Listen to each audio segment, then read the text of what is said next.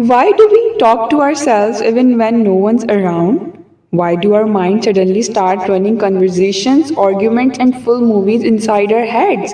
And the best part, we are the director, actor, and the audience at the same time. But is this normal? Is this healthy? How does it even work?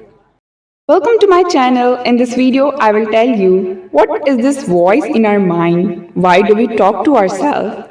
Type of self-talk. Is talking to yourself healthy? And relatable examples.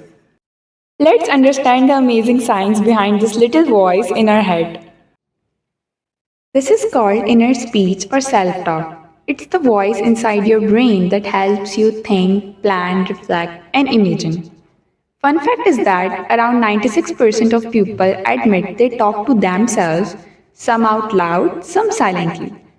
But, and the other 4%? Well, they are probably lying. It's created by your prefrontal cortex, the thinking part of your brain. That part also controls memory, decision making, and personality. So, yes, when you're talking to yourself, you are literally thinking out loud, even if no one else can hear you. Why do we talk to ourselves? Let's break it down into five major reasons. Number one, to process information. Number two, to organize and plan. Number three, to motivate ourselves. Number four, to practice or prepare. And number five, to replay past events.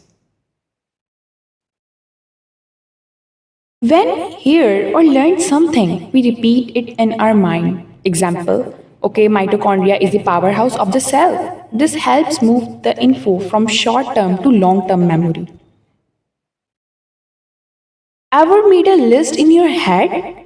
First, I will do my homework, then I will eat, then I will just lie and say I studied. This is your brain's way of scheduling. Yes, I can do this. This exam is nothing. Whether you are hyping yourself up or calming yourself down, this is emotional self regulation. Before a presentation, date, or argument, we rehearse things in our head like if she says this, I will say that. If she laughs, I will laugh louder. Basically, your brain runs trailers before the real movie. Why did I say that? Oh, I should have said something smarter. This is reflective self talk. Learning from mistakes or just embarrassing yourself again for no reason.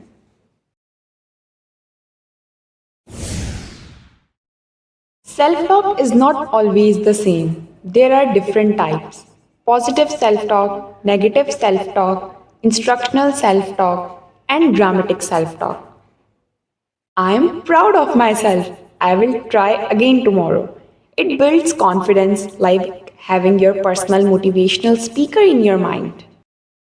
I am not good enough. Everyone's better than me. This is dangerous. If it happens too often, it can lead to anxiety and depression. Turn the screw this way. Lift with your legs, not your back. Used while learning new tasks, especially physical ones. Yes, I am the hero of my story. Everyone betrayed me, even my chair. Used during daydreams, shower thoughts, or while staring at the ceiling like philosopher. Is talking to yourself healthy? Yes, it improves focus, learning, decision making, and emotional control. But if the voice becomes overly critical, obsessive, or violent, it could be a sign of mental health issue. So it's always okay to get help. The most funny, relatable example of overthinking is that we always think in the examination hall that this question wasn't in my syllabus. Okay, let's play guess the option. So don't be scared of that little sound, that voice inside, it always around. It keeps you grow, it keeps you learn, it keeps you calm when feeling burned. It's not madness, it's just your mind giving advice, being gentle or kind. So next time you hear yourself say, let's do this, don't push it away. Because that voice is you, your brain's own song, guiding you softly all day long.